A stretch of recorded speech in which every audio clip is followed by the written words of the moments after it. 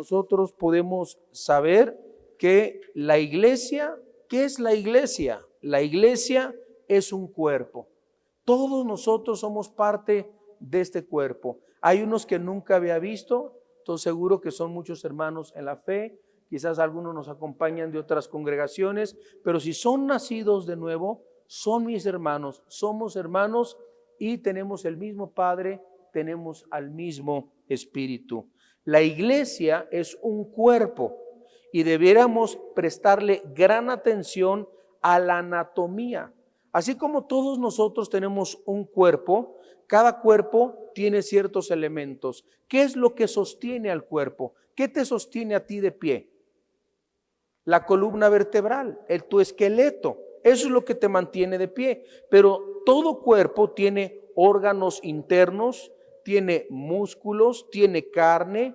Y la iglesia, también la iglesia de Cristo, está propiamente estructurada. La iglesia de Cristo tiene un esqueleto. Y hoy voy a hablar de esto que se llama el esqueleto. También la iglesia de Cristo tiene sus sistemas internos. Los sistemas internos son ciertas actitudes.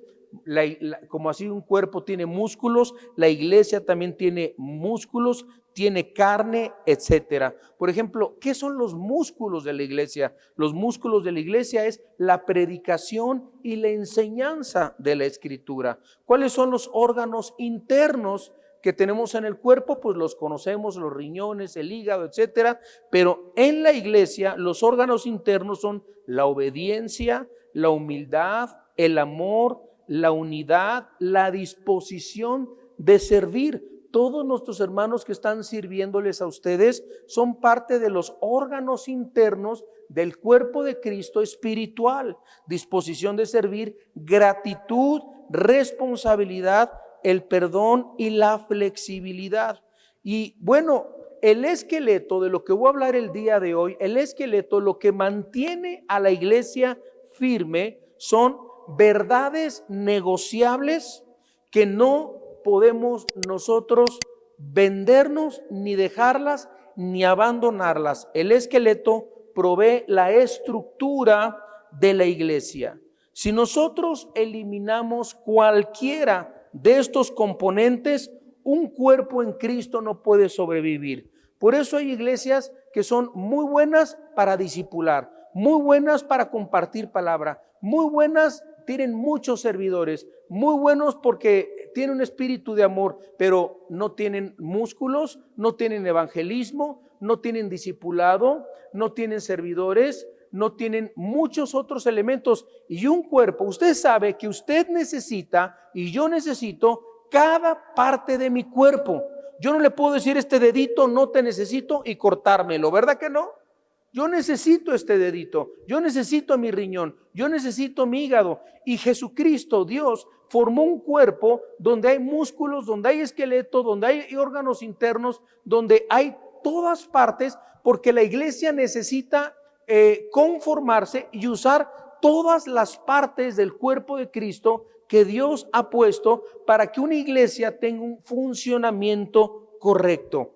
Pero ¿cómo vamos a empezar con los músculos? ¿Cómo vamos a comenzar con los órganos internos si no comenzamos primero con el esqueleto? Si eliminamos algunos de esos componentes, el cuerpo no puede sobrevivir. ¿Y sabe qué ha pasado? Me he dado cuenta también que muchas iglesias que se dicen iglesias no han podido sobrevivir durante esta pandemia. Porque la iglesia no nada más es venir los domingos, escuchar una predicación, dar tu ofrenda e irte. La iglesia tiene mucho más que ver y durante esta pandemia se ha visto las iglesias que verdaderamente están sobreviviendo. Muchas ni siquiera van a volver a abrir. A lo mejor por muchas razones, porque no estaba bien compuesto el cuerpo, pero si nosotros no trabajamos y sabemos que la iglesia es una estructura, es un esqueleto, Aquí hay personas que saben de construcción y saben que primero hay que poner las bases, primero hay que poner los cimientos, primero hay que llenar de cemento, hay que poner varilla, hay que poner muchas cosas. Porque si no tenemos un buen cimiento, no podemos poner un segundo piso.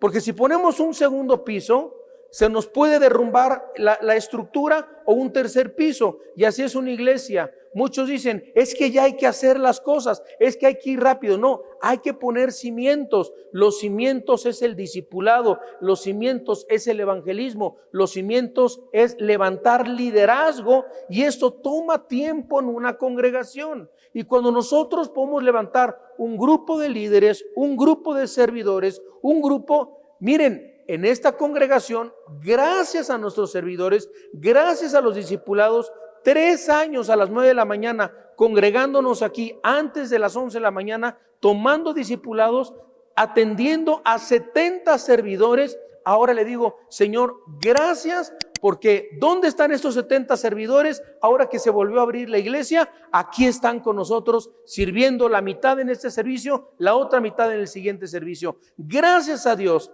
que todo pastor, y así nos indica la palabra, podemos trabajar con la gente, porque ustedes son lo más importante de la iglesia. Consideremos la anatomía de la iglesia, por ejemplo, el esqueleto. Para que el cuerpo funcione, tiene que tener una estructura. El esqueleto, por ejemplo, a los animales los hace vertebrados en su estructura. Y hay ciertas verdades esenciales que una iglesia tiene que creer, que tiene que sostener firmemente si queremos contar con una iglesia sana y con una iglesia fuerte. Hermanos, gracias a Dios, hoy se vuelve a abrir las puertas de la iglesia. Vamos a formar, vamos a hacer todos juntos una iglesia fuerte y bien estructurada en el Señor. Y estas son las doctrinas inalterables, que no son negociables, no las podemos comprometer jamás. No podemos comprometer la doctrina de la iglesia, no podemos comprometer ni hacer negociables las enseñanzas de las Sagradas Escrituras. Si nosotros cedemos como iglesia en cualquiera de estos puntos, vamos a destruir el esqueleto y vamos a cesar de ser una iglesia y nos vamos a convertir, en lugar de una iglesia, en un cuerpo amorfo. ¿Saben qué es un cuerpo amorfo? Que no tiene huesos, que son de gelatina y que para todos se los lleva el viento, se los lleva la corriente, y esos que están en el mar y que solamente se mueven así a donde los lleve la corriente. Pero cuando hay un barco bien anclado, avienta su ancla, aunque pase la marea, aunque pase el viento, aunque pase la prueba, aunque pase la tribulación, nada nos puede mover de nuestro lugar. Y el primer elemento no negociable de nuestra iglesia Vida Nueva para el Mundo Querétaro, anótelo, se llama una visión elevada de Dios. Una visión elevada de Dios. Esto es algo que no podemos negociar. Esto es algo que no podemos cambiar. Esto es algo inalterable. Vida Nueva para el Mundo Querétaro necesita, y toda iglesia que me está escuchando en las redes, necesita tener una visión elevada de Dios. ¿Qué tan elevada es tu visión de Dios? Te pregunto. La iglesia es una institución establecida para la gloria de Dios. ¿Sabía usted? ¿Sabe que la iglesia existe en Querétaro para que el nombre de Cristo sea levantado y exaltado en el gobierno, en la sociedad, en la televisión, en cualquier lugar? La iglesia funciona para la gloria de Jesucristo. Hoy la iglesia en México ha descendido de ese elevado propósito. La iglesia de Cristo en México no es escuchada.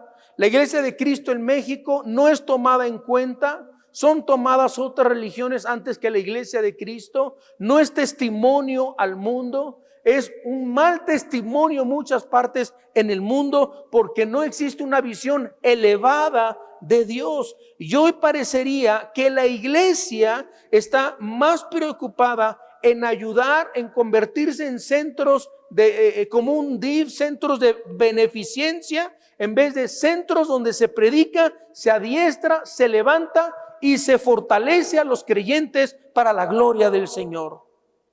Ahora la iglesia se enfoca en psicólogos. Y me acuerdo hace unos meses cuando me decían, vamos a invitar a tal persona. Yo le digo, pero tal persona no predica la Biblia. Pero cómo entusiasma. Él es como un coach. Él es una persona que deja a la gente encendida y la gente queda prendida y se llena y se puede ganar dinero. Les digo, pero no predica de Dios.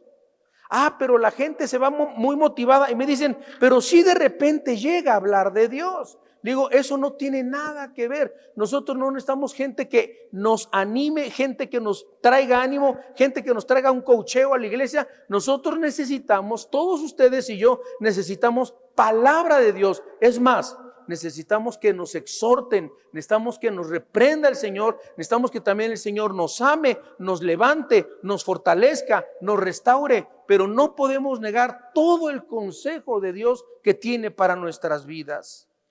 La iglesia ha sido reducida de un organismo que hace hincapié en conocer y glorificar a Dios en una organización, escuche bien, la iglesia se ha convertido en una organización enfocada a solo ayudar a las necesidades humanas.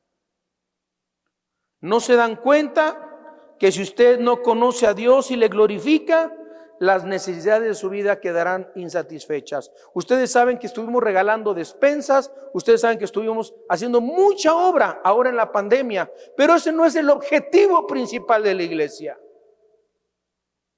Cada despensa hay que darla con una Biblia, hay que compartir el evangelio, hay que llevar las buenas nuevas. Cuando llevamos despensa, cuando hacemos nuestras actividades, cuando hacemos la feria que tanto empezamos a hacer antes de abrir la congregación, lo hacíamos con un objetivo. No era entretener a los niños, no era llenarle la barriga, la panza a la gente, era predicarles el evangelio de Jesucristo.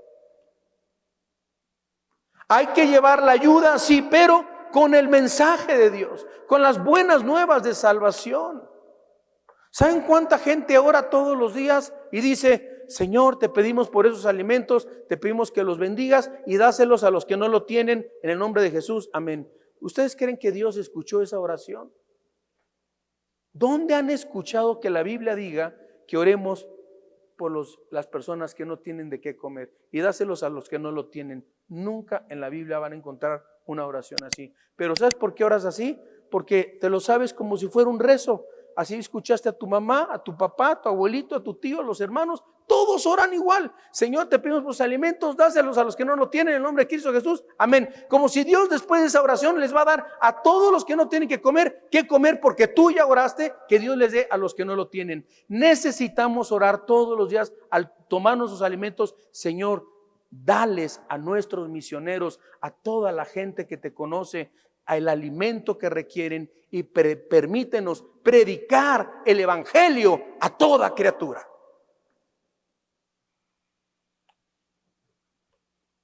El temor de Jehová, nos dice en Proverbios capítulo 9 en el versículo 10.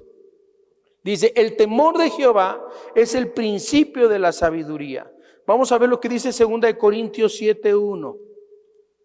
2 Corintios 7:1.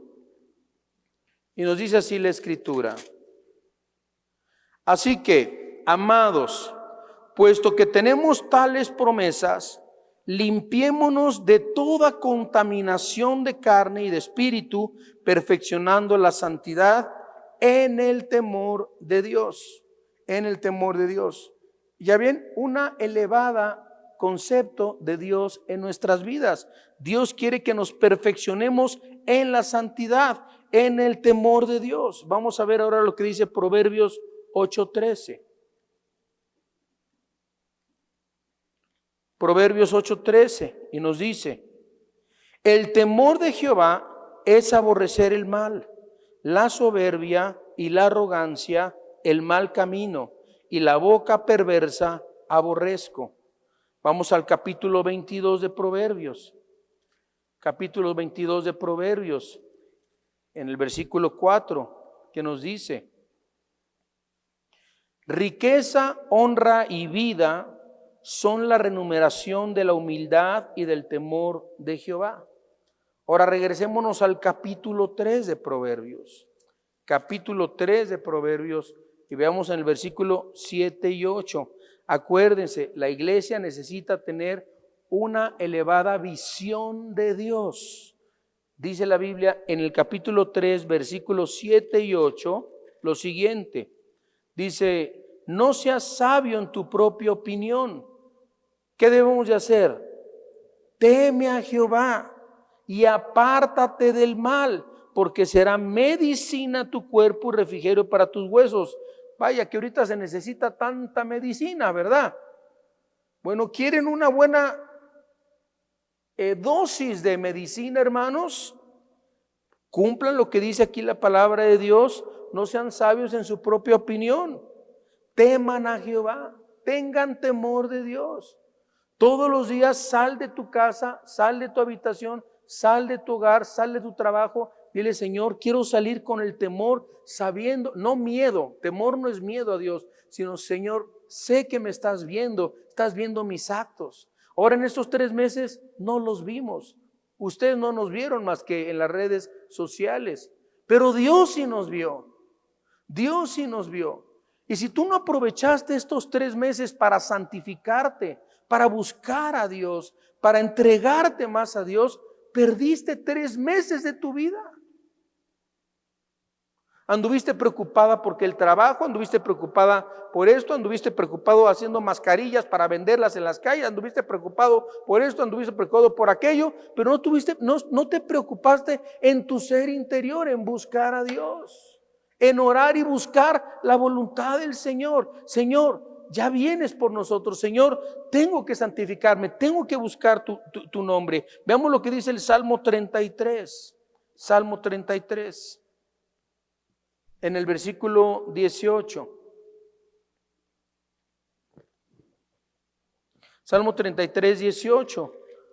Sigamos elevando a Dios en nuestras vidas. Y dice así: he aquí el ojo de Jehová sobre ¿quién? Sobre los que le temen, sobre los que esperan en su misericordia.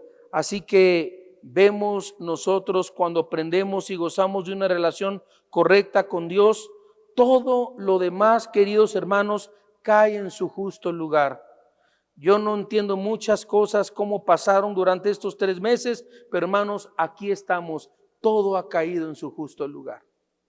Todos los que estamos aquí es porque Dios nos trajo aquí en un justo lugar.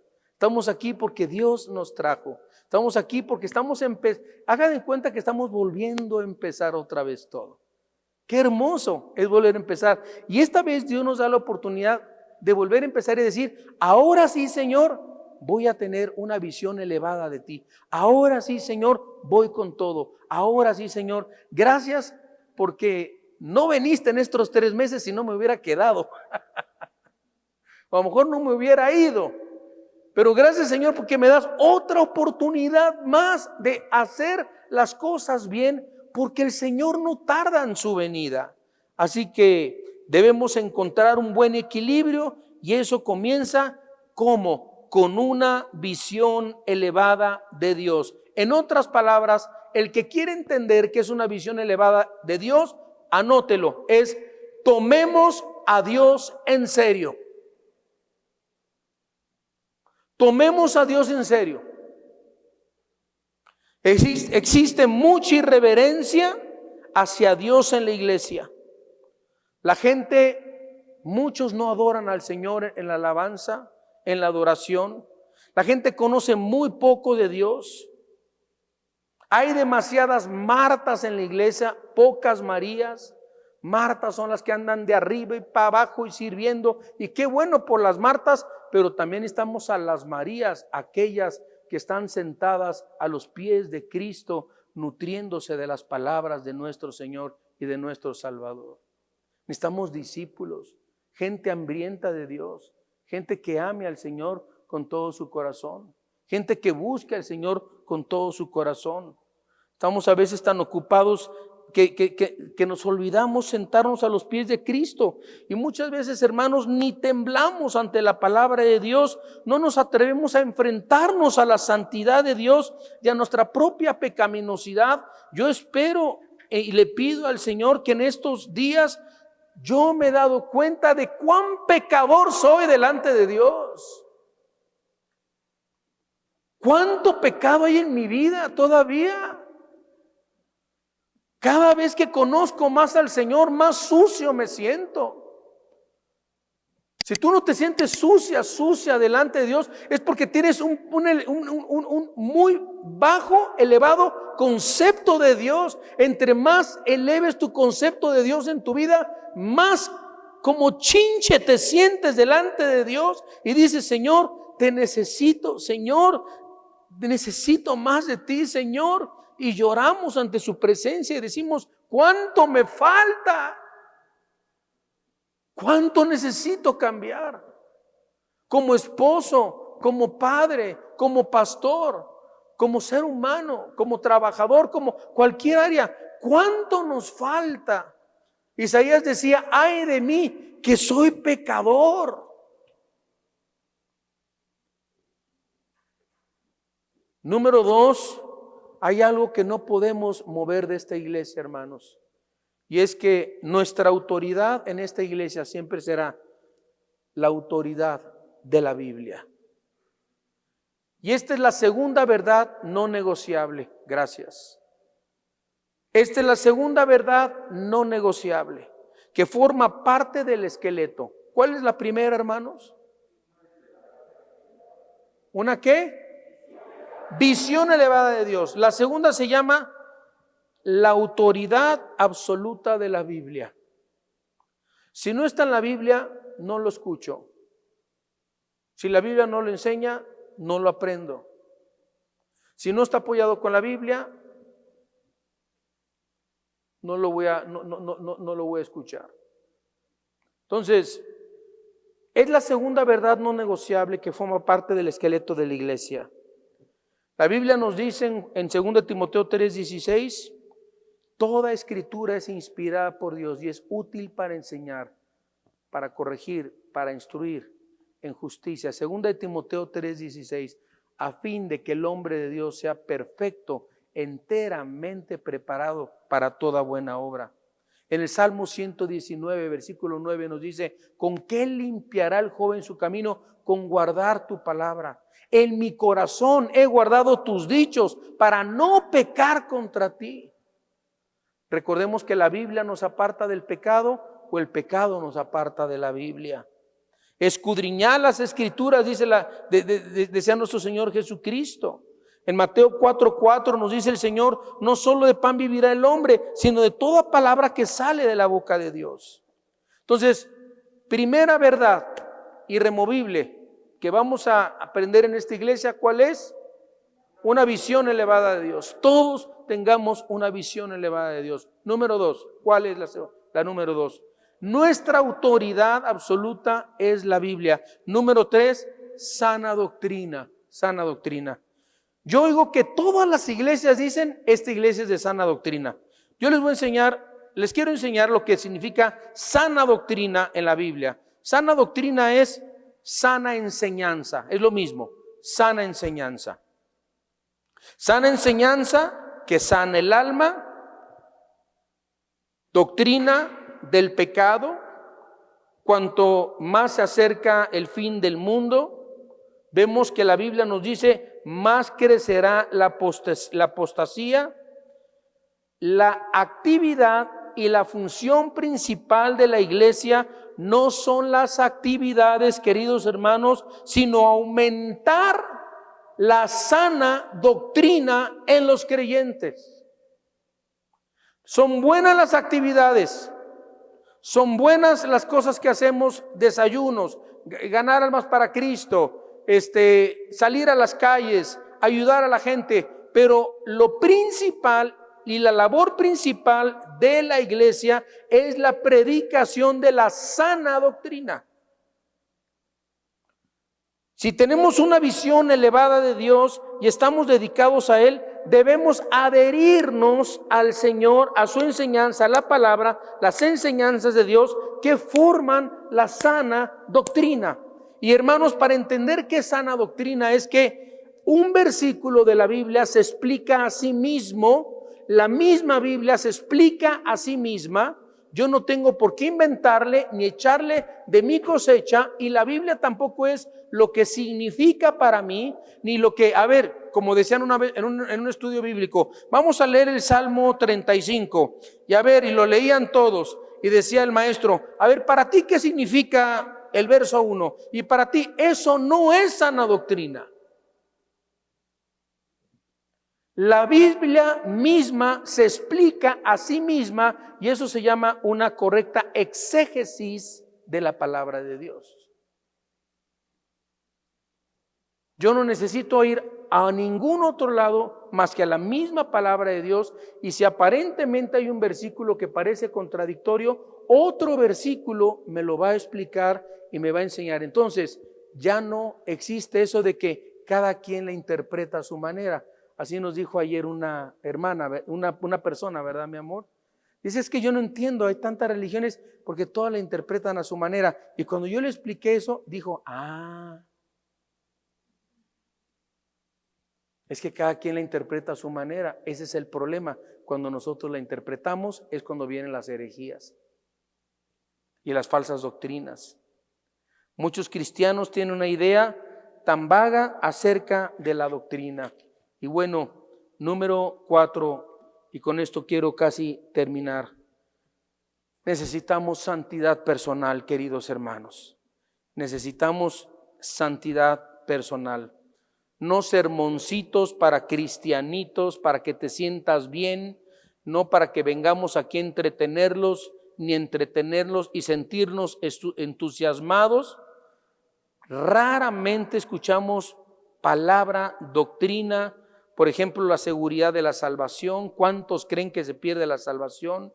¿Cuántos no conocen la doctrina de Dios? No conocen la doctrina del cielo, no conocen la doctrina de la muerte, no conocen la doctrina del infierno, no conocen la doctrina del hombre, del pecado, de Cristo, de los ángeles, del Espíritu Santo, de la posición del creyente, de la carne, del mundo, de la inspiración de la Biblia? Imagínense cuánto necesitamos aprender.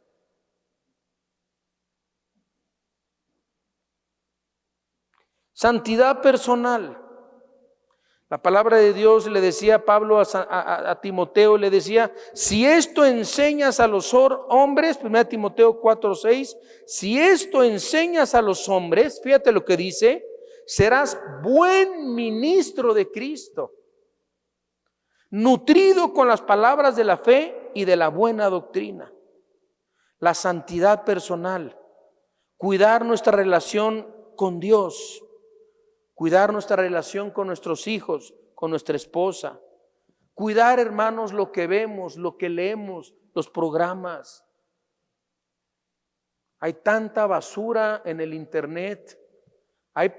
Ahora que hubo esta pandemia, se inventaron quién sabe qué cantidad de chamaquitos, chamaquitas y chavos sin doctrina, un montón de programas que solamente eran para acariciar y hacerte sentir bien, sin hablar del pecado, sin hablar de los versículos. El problema está que tantos cristianos estaban ahí escuchando y no les edificaba en nada, puro chisme, pura habladuría, nada de palabra de Dios. Santidad, hermanos. Hasta nombres mundanos le daban a los programas y se decían cristianos. Y no quiero decir nombres, pero nos rebajamos nuestros principios a la altura del mundo, y la iglesia no se puede rebajar a la altura del mundo. Es escandaloso lo que tolera el día de hoy la iglesia cristiana, cosa que hace décadas no se permitía. ni se escuchaba. Hoy se habla abiertamente. Ahora la iglesia, los cristianos están degenerando poco a poco. La Biblia nos dice que hemos sido llamados a vivir vidas puras. No podemos ceder en eso. Debiéramos imponernos a nosotros mismos con la pureza de Dios. Nos dice en 2 Corintios 7:1, así que amados, puesto que tenemos tales promesas, limpiémonos, dice la Biblia, limpiémonos de toda contaminación de carne y de espíritu, perfeccionando, ¿qué cosa, hermanos? La santidad en el temor de Dios. Y la última, hermanos, ¿quedan cuánto? 3 minutos. Y la última y el último componente se llama la autoridad espiritual en la iglesia. El último componente de la estructura de la iglesia es la autoridad espiritual. Una iglesia debe entender quién es la cabeza de esta iglesia. ¿A quién le pertenecen ustedes? ¿Al pastor o a Cristo? Cristo es nuestro pastor. Cuando una oveja se va o viene, esa oveja es de Cristo, no es mía. Yo no soy dueño de ninguna oveja. Yo soy pastor de esta iglesia. Y los que se quieran congregar aquí hay una autoridad espiritual que es su servidor. Pero el verdadero pastor de todos nosotros es Jesucristo. Y el último componente de la estructura de la iglesia es la autoridad espiritual, y una iglesia debe entender que Cristo es la cabeza de la iglesia. En Efesios 4:15, en Efesios 1:22 nos dice, y sometió todas las cosas bajo sus pies y lo dio por cabeza sobre todas las cosas a la iglesia. En Efesios 4:15 nos dice, sino que siguiendo la verdad en amor, crezcamos en todo, en aquel que es la cabeza, esto es Cristo. Y el que lleva a cabo su gobierno en la iglesia, por medio de sus pastores, es el Señor Jesucristo. Por ejemplo, en Primera de Tesalonicenses,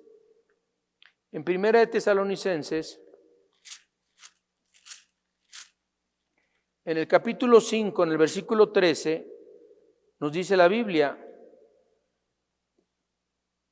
desde el versículo 12, Primera de Tesalonicenses 5:12. Fíjense lo que les dice Dios a ustedes.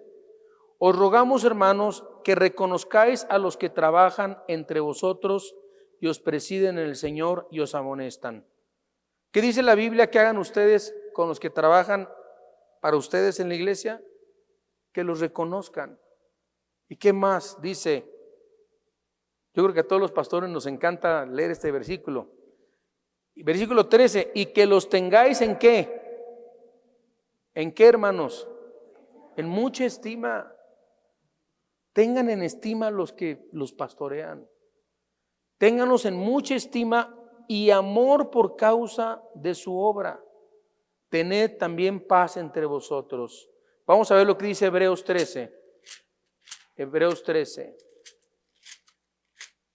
Porque hay tanto que se anda queje y queje nomás de sus pastores y ven, 3 meses lleva sin transmitir el pastor y no hace nada y ni en Instagram ha grabado nada y esto ya.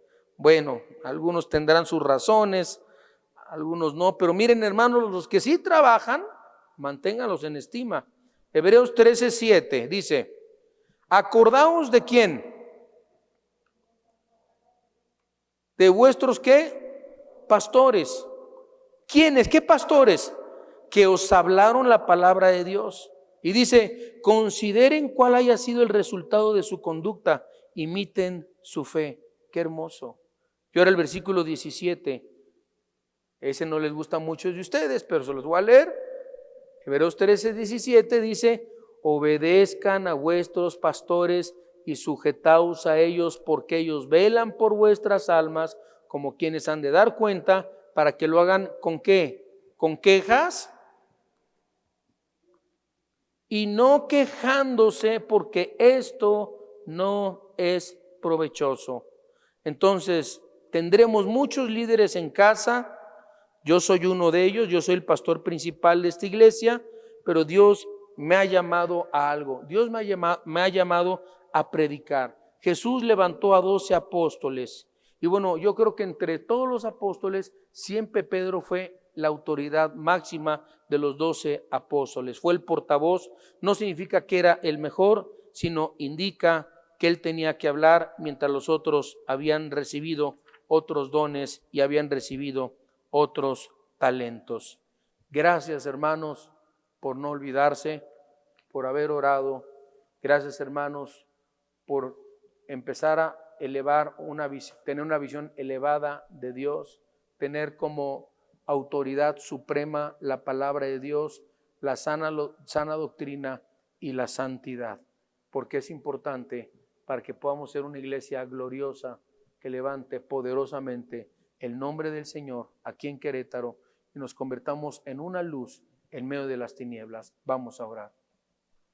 Te damos gracias, Señor, en esta mañana, porque has puesto delante de nosotros 4 o 5 retos importantes y quizás muchos no tenían una elevada visión tuya, ni consideraban la Escritura como su última y única autoridad, y porque no ha habido pureza ni santidad en sus vidas. Y te pido, Padre, por estas personas, para que comencemos a levantar otra vez esta iglesia bajo estos conceptos no negociables, no cambiantes, y los podamos, Señor, cumplir hasta tu venida.